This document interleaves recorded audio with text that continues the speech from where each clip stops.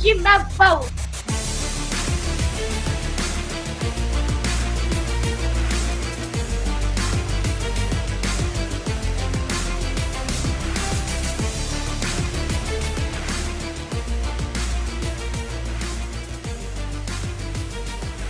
Court is in session with Ryan in Sacktown on If You Don't Like That.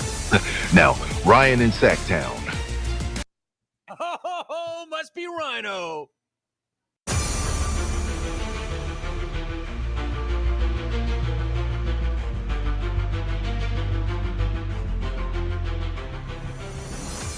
It's about to pick up here. Light the beam! Light it! Sacramento, it is your time to shine. It's your first national television game this season on TNT. The Kings welcome in the Rockets. Second night of a back-to-back for the Rockets. Starts off a 3-game homestand for the Kings that, quite frankly, gotta have them. Gotta have these 3. Can the Kings stay above or at 500 before they hit the road again? 3 in the next week, 2 of which national TV, TNT tonight. This guy, That's terrible.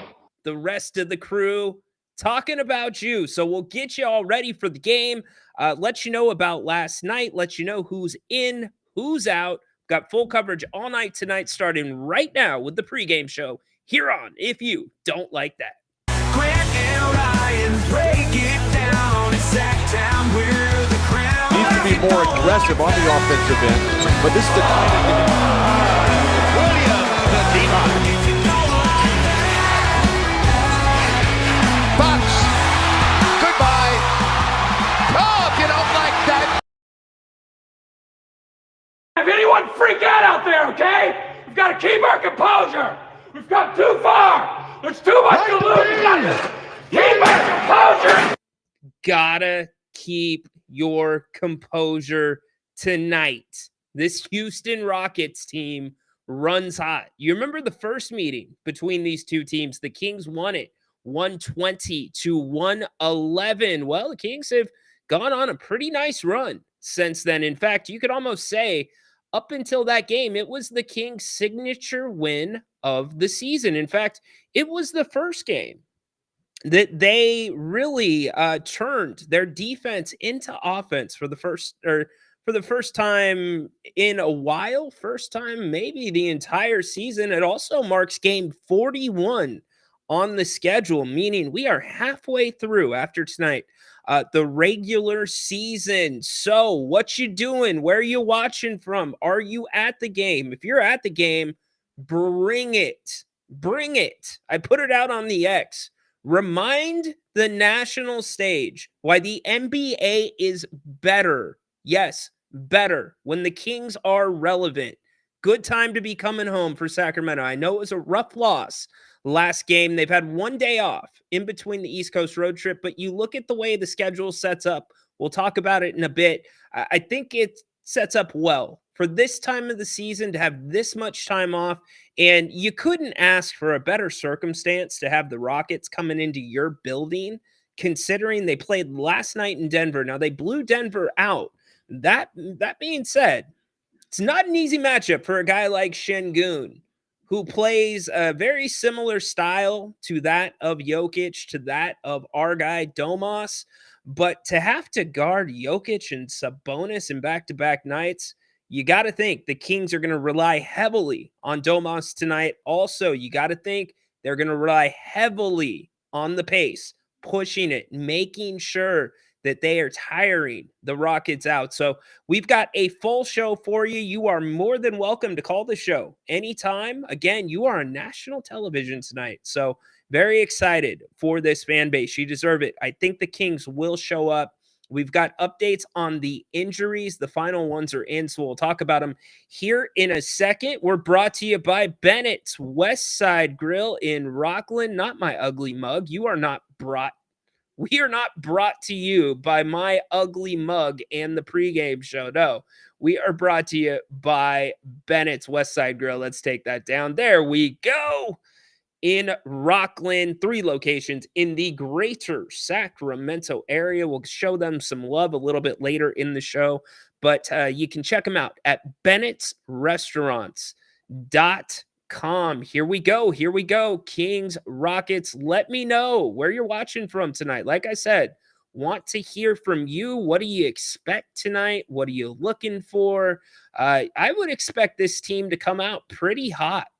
One of the really cool things about this game, the last time these two met, it did run high. It did run physical in terms of emotions. That's why I played the soundbite. You got to keep your composure tonight if you're the Kings. Players like Devin Brooks, Ime Udoka, he's going to try to get his team. It's how he coaches. The team takes on his personality. It's aggressive. It's in your face. And sometimes that's the best style of basketball for the Sacramento Kings to play.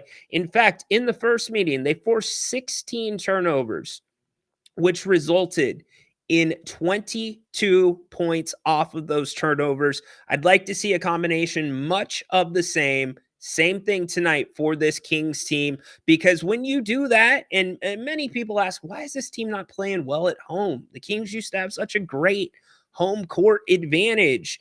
It's because I believe, tell me if you feel different, that when the Kings are playing and hustling and doing the defensive stuff, the offense just follows.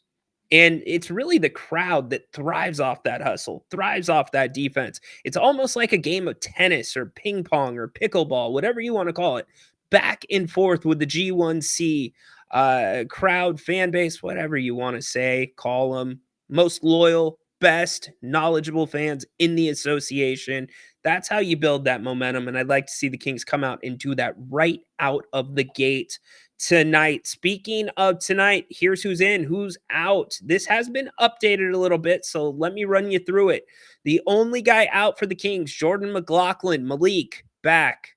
Also, Devin Carter, he will be available. There was some questions about whether or not he was going to be able to go with a sore shoulder.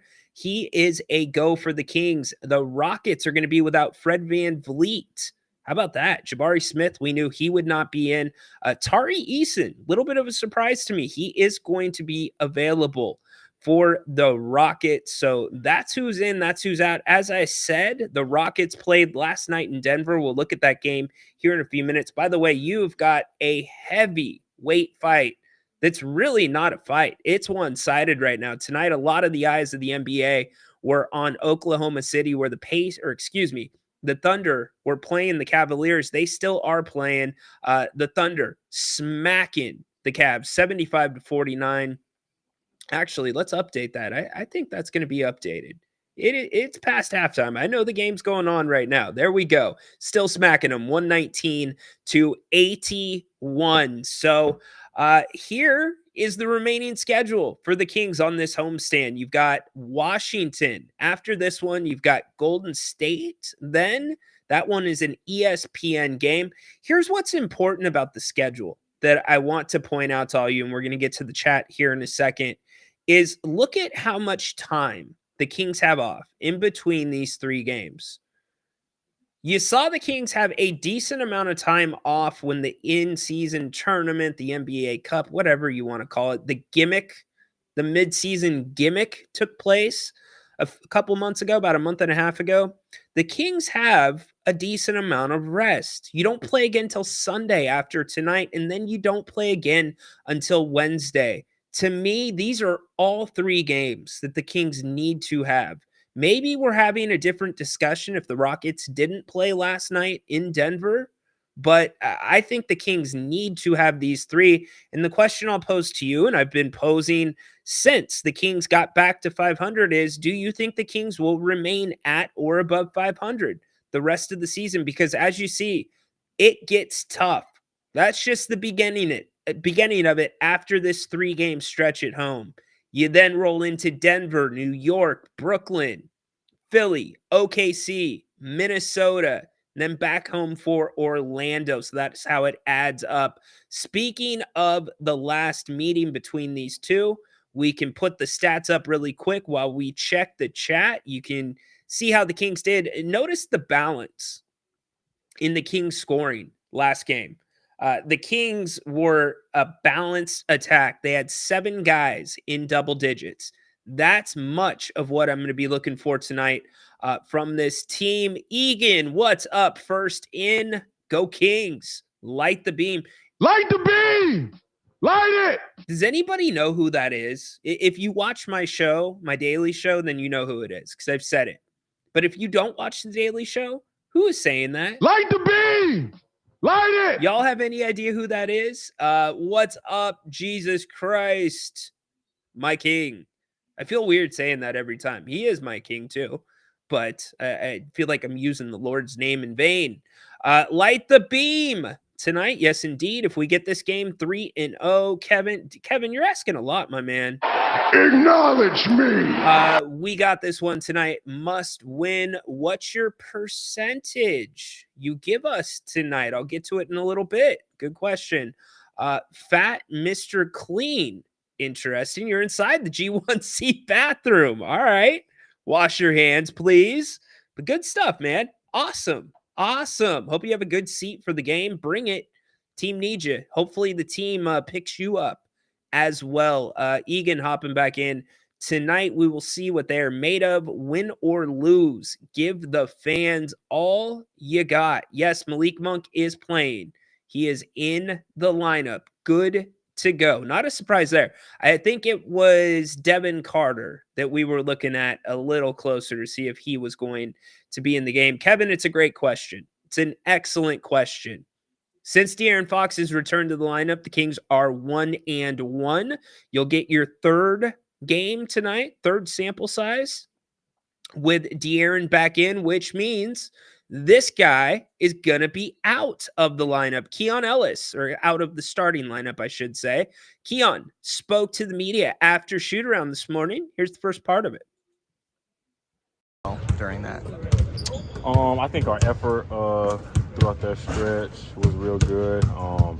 Obviously, you're going to game plan, but there's going to be breakdowns, and I think we flew around, rotated for one another, tried to help each other out. So I think that's a big part of that. How are vibes on the team? Great. Immaculate. Immaculate right now. Yeah. Playing Houston tonight, national television game, just what does Houston bring to the table for you guys, and what do you guys got to do to be able to get a win tonight? We know they're going to play hard. It was a hard-fought game last time. They're real energetic, good defensive team. So we know we have to bring it from the jump. You know, they're real young, so they're going to have the energy, you know.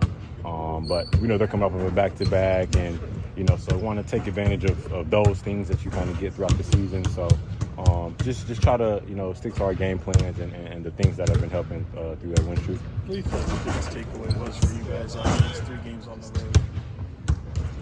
That's a good question. I don't know, honestly. I just be out there, man. But I think just the fight that we showed, you know, all the wins weren't free. Well, I think the Boston one was a good win. The one in Chicago, had to fight a little harder for that one. Had to scrap that one together. Then I think in Milwaukee, the slow start we had, and then, you know, the following quarters, you know, we kind of did what we needed to do, but it wasn't enough because of the start that we had. So I think the fight that we've been showing is definitely a good thing, and it's trending in the right direction. So besides that first quarter we had,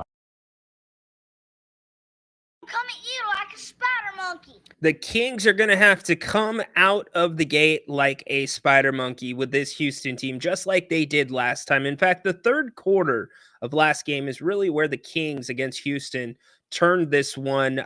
They were able to get under Dylan Brooks's skin. They were able to get him into foul trouble. A big key here, we've said it the last few games, it's Domantas Sabonis. He had an incredibly difficult assignment against Giannis, especially when Giannis was playing as well as he was in Milwaukee the other night, scoring at all 3 levels. Difficult to guard there. But prior to that, Domas had been playing great basketball, reigning Western Conference Player of the Week. In fact, one thing I was not very big on last game was the fact that the Kings went away from Domas Sabonis for much of that one. I know he got into foul trouble into the second quarter, but the third quarter, he didn't take a single shot.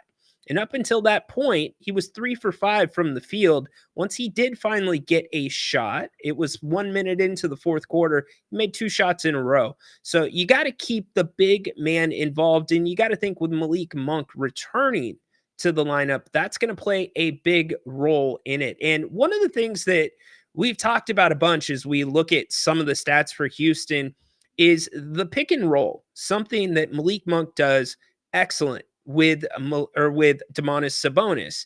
Not only is it a great combination between the two of them, but what it does for the Kings as a whole in the half court just changes the dynamic because it puts pressure onto the opponent's defense. Not only does it make them guard you and make a decision at the top of the key, but if you have your starters on the floor at any given time, they've got to decide on the back end about which way they're going to lean. Are you going to lean more towards DeMar? Are you going to lean more towards Foxy? And so there's been a lot of talk about the pick and roll since Doug Christie took over, even since Malik Monk entered the starting lineup. If you don't join us for our Kings Weekly Roundtable, you should. Jerry was asked yesterday from Grant to talk about why Malik and Domas run that pick and roll so well and why it benefits the Kings. To break it down to a layman's term, thought Jerry did a really good job. Thought it was a productive explanation. Here it was yesterday from the Kings Roundtable.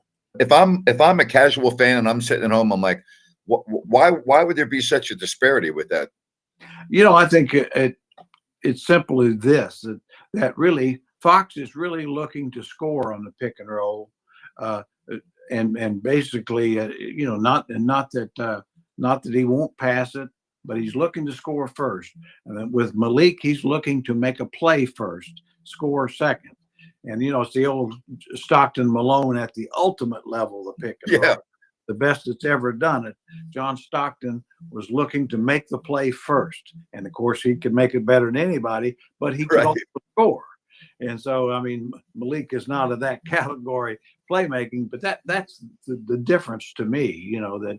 And no discredit, to Fox. He's a scorer. He's looking to score first, and then, but that's why it doesn't work as well with Sabonis's offense. And Jerry, I would add this as well. Sabonis sets some of the most bone-chilling hard screens that you can in the NBA. We saw one last night, and Malik Monk really knows how to set up his defender to come into that screen, and they rub shoulders if we're talking fundamentals. So in short, Malik Monk uses that advantage that you have with that screen from Sabonis. Yeah, he's great at that. That's a great point, Ryno, because, our screens, I always tell so often guards move before the screen is established, like they're trying to trick somebody. You want them to see the screen. You want your defender to see the screen. That's right. And so let the screen get set. And then and nobody sets any better screens than Sabonis. So, just. And lucky for the Kings, Malik is back tonight. So that aspect of the game will definitely be intact for the Kings. Looking at the Western Conference standings right now, look at that. The Kings sitting in the 9 seed. I do not expect the top of the West to change much. In fact, Oklahoma City, they're not going anywhere at 1. But Houston and Memphis, I think those two are going to alternate back and forth between 2 and 3. After that, it is a crapshoot. Certainly the trade deadline is coming up. That can change the formula for what some of these teams may do, what they may not do. So pay attention to it. But you're going to see very similar to this, where the Kings could be a game out of the play-in altogether and a game from the 6th seed. It's that difficult of a Western Conference. So something definitely to take note of as they head into this, really an easier pocket of the schedule when you consider what is remaining for them. But again, the Kings and the Rockets coming up tonight in just a little bit. National television, TNT giving some love to the Sacramento fan base and this team tonight. The Rockets come into this one winners last night, winners of 7 of their last 10, playing damn good basketball. They beat Memphis twice in the last week. Here's a few things that I think matter. The Rockets are 3-4 on nights when they play back to back. Not unusually bad. A lot of teams struggle. This is one of, as Grant said, the harder back to backs in the NBA, which I don't disagree with. As we continue to look at some of the stats, look at some of the pictures from the last 2 times these teams met. That's a key matchup inside right there with Şengün. The Rockets, they're 6-1 this month. That's notable to me. And then also, they have 7 guys that average double digits. They play great defense. So as I go back to the top, the Kings are going to have to put pressure on this defense and try to turn this team over, which they can. 16 turnovers last game that the Kings were able to force. Now, one thing the Kings need to do much better over the course of this game and the rest of the season is they have got to quit fouling three-point shooters. It's happening way too frequently. In fact, last game, it started with Dame Lillard. He gets a 4-point play, and that play spurred a 15-possession stretch in which the Bucks scored 13 of 15 possessions, which did actually, if you look at the way the rest of the game played out, took the Kings out of the game. The Kings during that stretch, they only scored on 5 of their 15 possessions. Also, they played an even second quarter, 28-20 all at the end. But here was the problem. The way the quarter ended, they got 3 and 1s in a row, Milwaukee, and then hit a 3. So with a team like Houston that's near the top of the Western Conference, you got to be really careful about those runs. Doug Christie going to be looking to make some in-game adjustments. Definitely the zone defense. You might see a big dose of that. Houston without Fred VanVleet tonight. That is very notable, because he's that guy that kind of runs things, distributes. He did not have a good game last game against the Kings. So how is Doug going to be able to switch things up? We've seen the Kings go into a zone and do it effectively. It's what slowed down Zach LaVine in Chicago in the third quarter. So just a few things that I'm looking at on that front. Let's get all of you involved, see what you're talking about in the chat as we continue to get you ready for this one. We've got some more audio coming up from Keon Ellis from Shoot Around. So we'll get into that. Let me know where you're watching from. I'd love to see that. We had somebody earlier from Prague checking in. So that's pretty damn cool. Tonight, we will see what they're made of. Win or lose, give the fans all you got. Isn't that all Sacramento asks for? It's all Sacramento asked for. Which version of Fox will show up? Here's what I'll tell you about Foxy. I would like to see a more consistent De'Aaron Fox, and I would like to see a De'Aaron Fox that is much closer to what we were seeing when he was scoring 60 and 49, meaning he was trying to get into the paint. I know that was a big ask to a degree in Milwaukee because of what they had in the paint between Giannis and Lopez, but too much reliance on that 3 ball. De'Aaron's too good to sit behind the 3-point line and shoot threes. Anybody in the NBA these days can do that. Not anybody in the NBA can move like De'Aaron does with that basketball. So I want to see him take advantage of that. The other thing I want to see is I don't want to see 3 slow quarters and then 1 massive one. I want to see a more consistent Fox tonight. I want to see a more teamed-based game.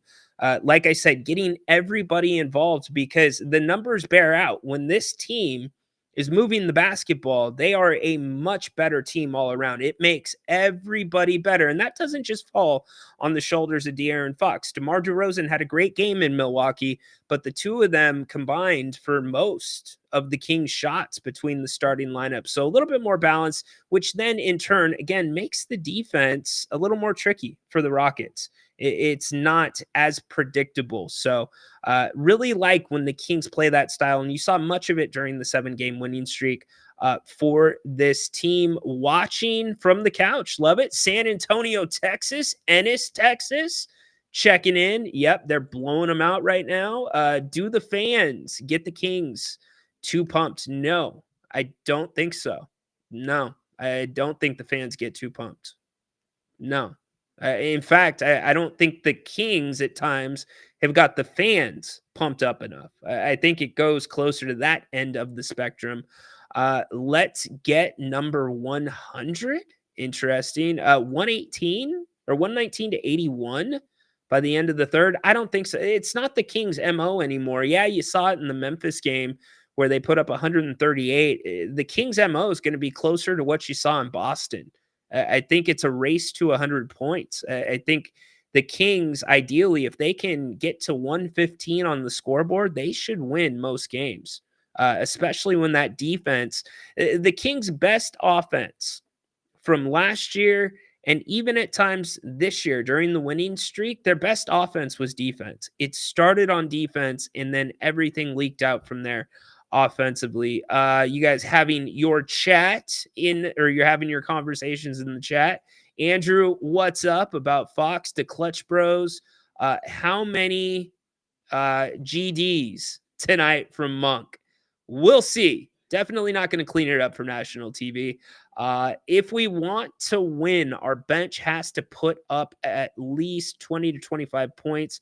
Yeah, I don't disagree. Look, again, I'll go back to this. When these last two teams met, the Kings had 7 guys in double digits.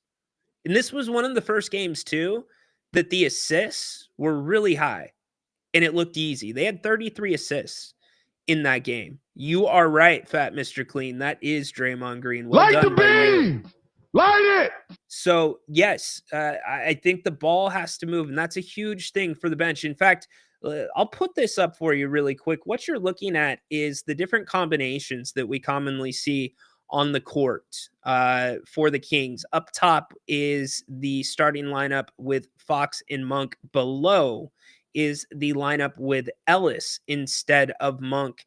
And look at in the numbers that are plus and minuses, those are either plus and above the Kings season average or below the Kings season average. You can see that this team is plenty capable without De'Aaron Fox on the floor, which means these units can play well together. That's when the ball moves. But when the ball doesn't move, that's a little bit of a problem. And Malik Monk is the closest thing this team has to a point guard. And having a point guard, again, that puts pressure on the defense makes all the difference in the world.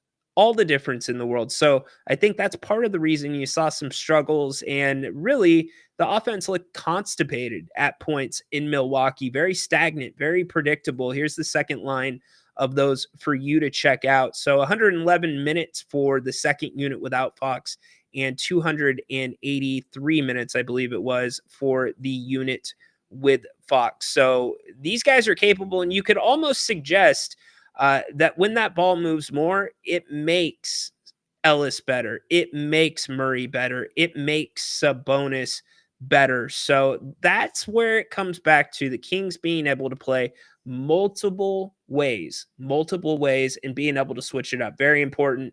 As for last night, here is what the Rockets did in Denver. We should probably take a look at that. None of the starters played too many minutes, which is pretty notable for the Rockets last night. Pretty easy win, 20 points in Denver, but not the easiest travel. Like I said, they averaged 7 players in double digits this season. A guy that I worry about, Amen Thompson. He's a heck of a talent. He can have a game. Jalen Green right now is in the midst of a ridiculous 30-plus point stretch per game. So the Kings are going to have a plan. But without Van Vliet, that does definitely change the formula. It's kind of that Milwaukee issue. It's kind of the Phoenix issue at times, where you don't have somebody to spread it around evenly. And Van Vliet, great at that. Might say overpaid for what he does, but great nonetheless. He is not playing tonight, so a huge advantage there.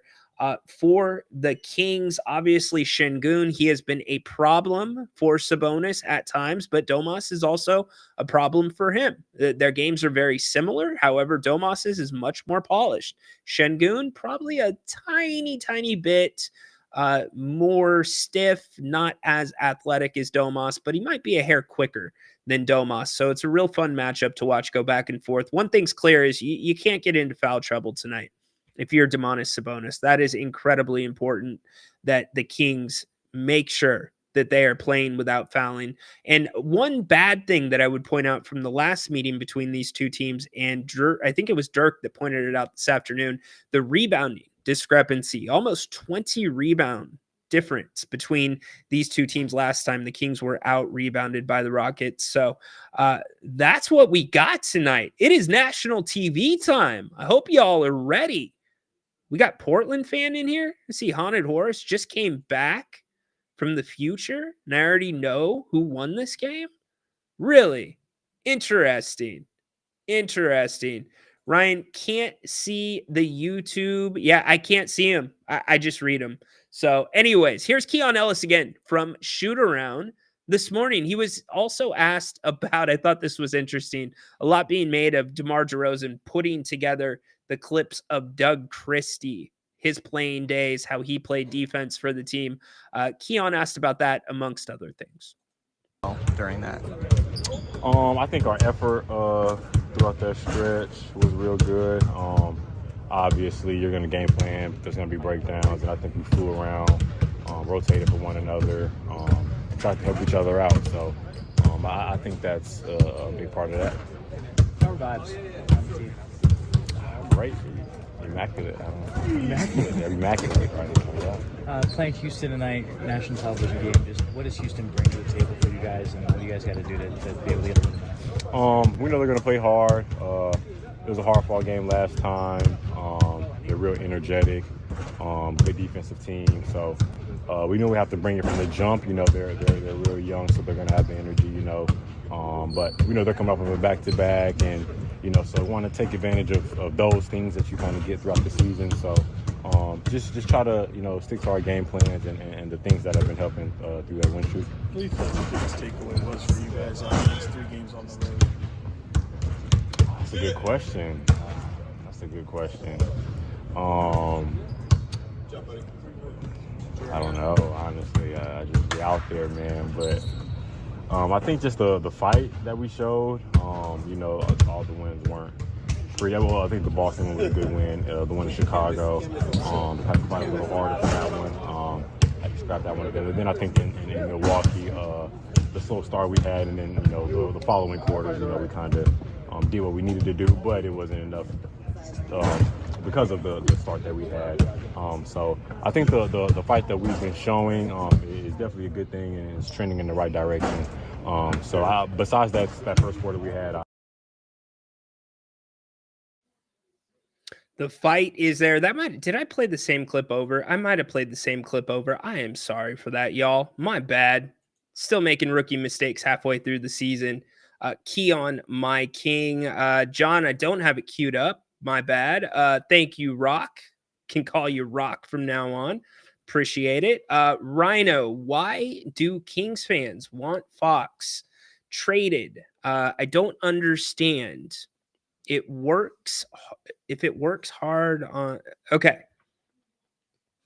He works hard on the court is baffling. Okay, so I get where you're going with that.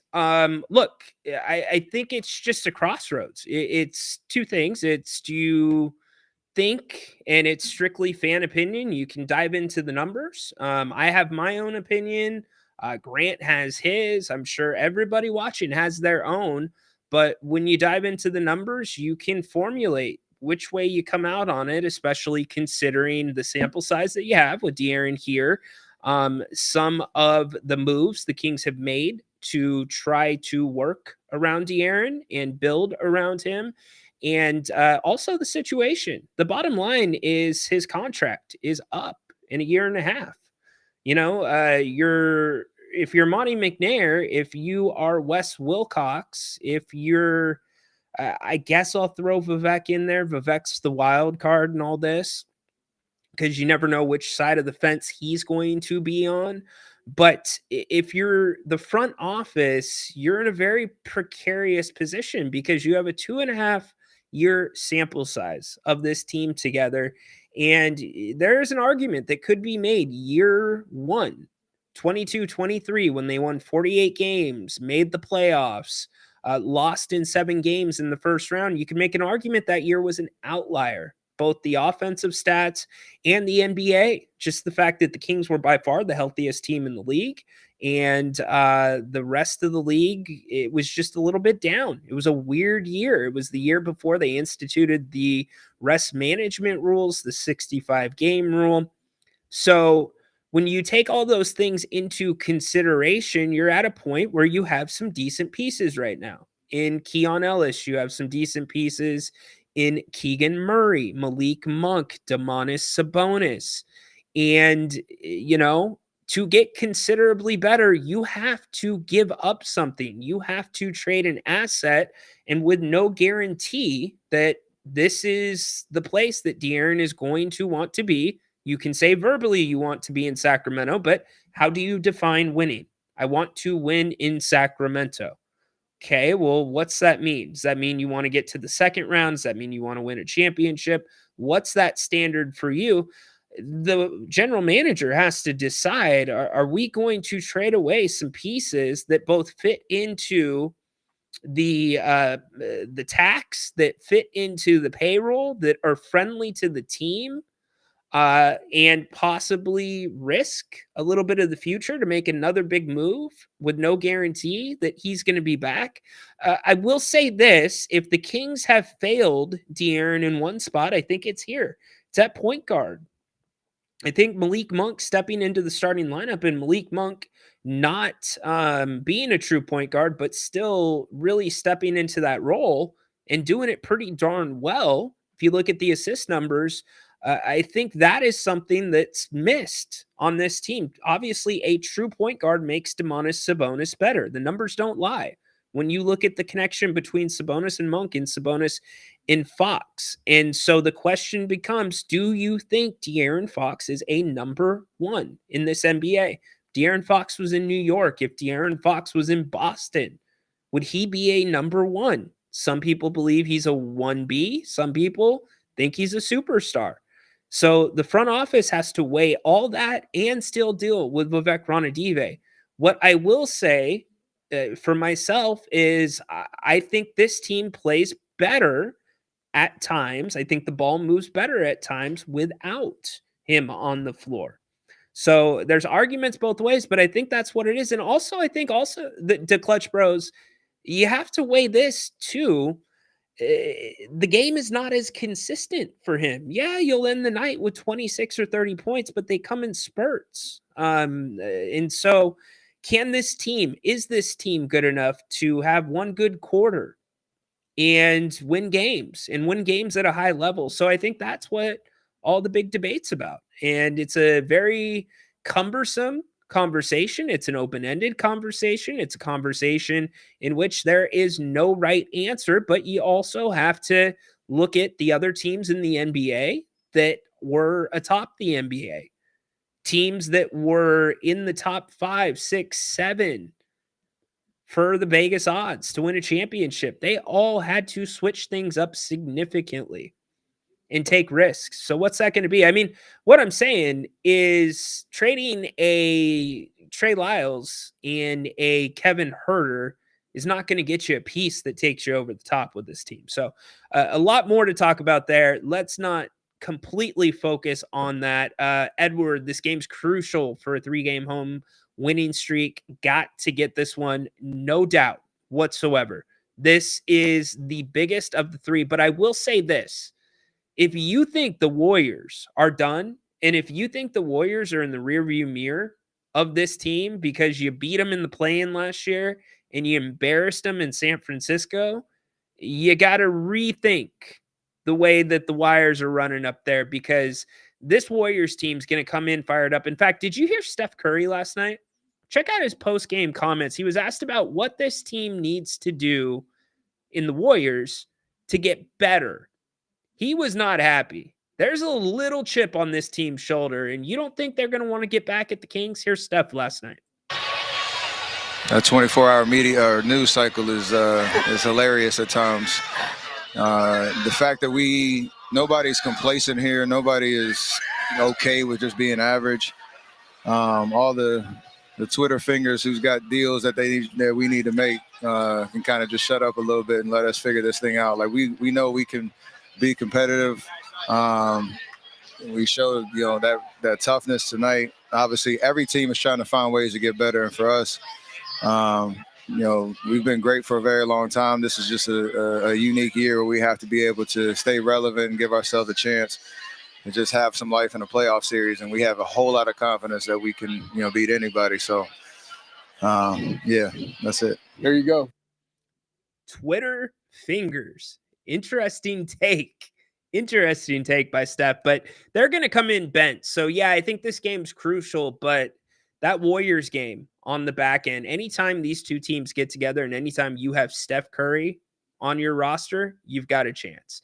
So over under 30 plus assists. I saw somebody else, I think it was BJ, say that they need greater than 35 assists. I don't think you need 35 tonight, but you got to be over 30. The more important number for me, well, you know what? That's wrong. It's not the more important number. I would say the number that is just as important is turnovers. The Kings need to have over 15 turnovers. They need to turn over the Rockets 15 times. That's massive.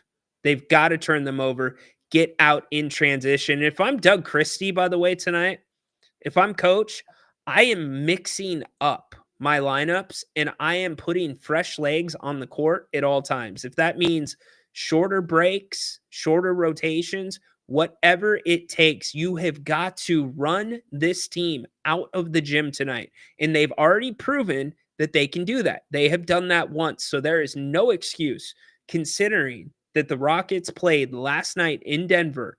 No excuse if this is a slow-paced game. Definitely not a game where DeRozan should have 9 to 10 threes and Fox should have 10 to 12 threes.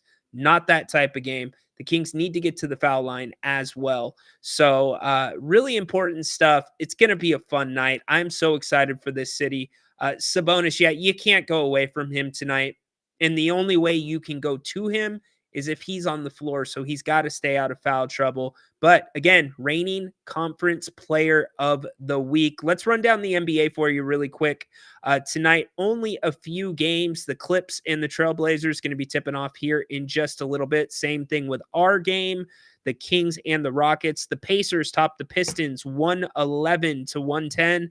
The Suns, pay attention to them. I believe that's fourth in a row. 130 to 123. They acquired Nick Richards from Charlotte. So Nurkic still firmly on the market. The Thunder and the Cavs, I believe that's their fifth loss of the season. Not even close either. Not even close. They blow them out of OKC. Yes, that'll be their sixth loss of the season. 134 to 114. People just demanding. I love it. Acknowledge me. Kings have gotten such a wild luck this year with other team stars being out. It's happened so much of the last few years. It has happened.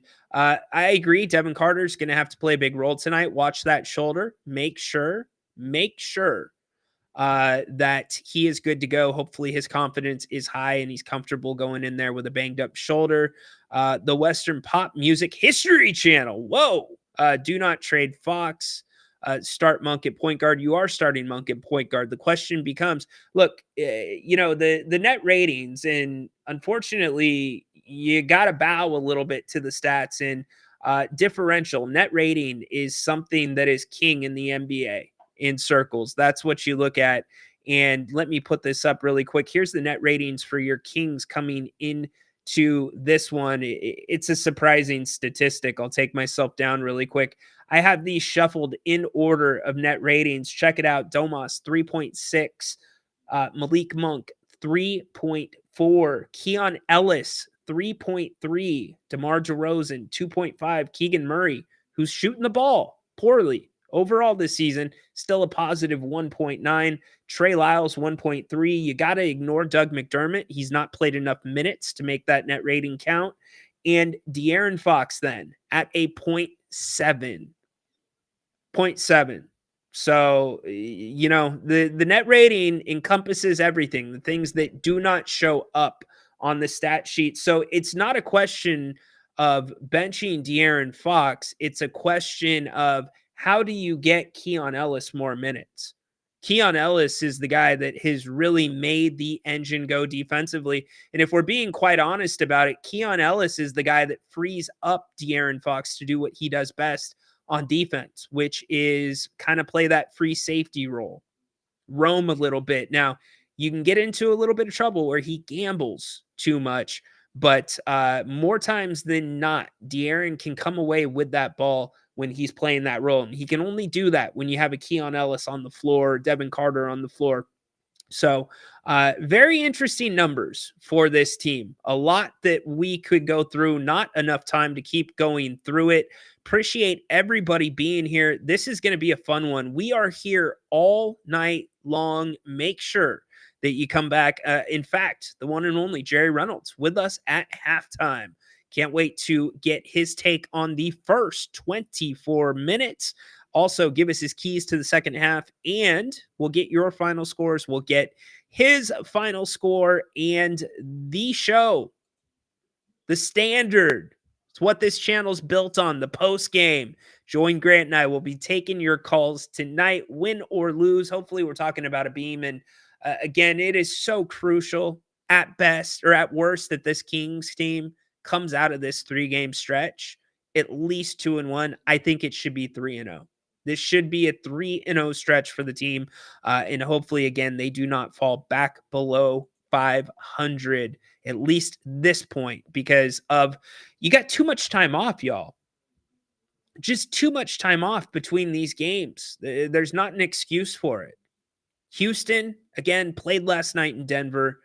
Washington, which, you know, it's going to be tricky. They score a lot of points. They like to get up and down the court.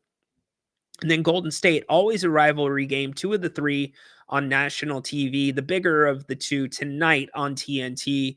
That is a much bigger deal than ESPN, but still, you're looking for a good showing. I said it at the top of the show. The NBA is so much better when the Kings are relevant. Remind the rest of the country of that tonight.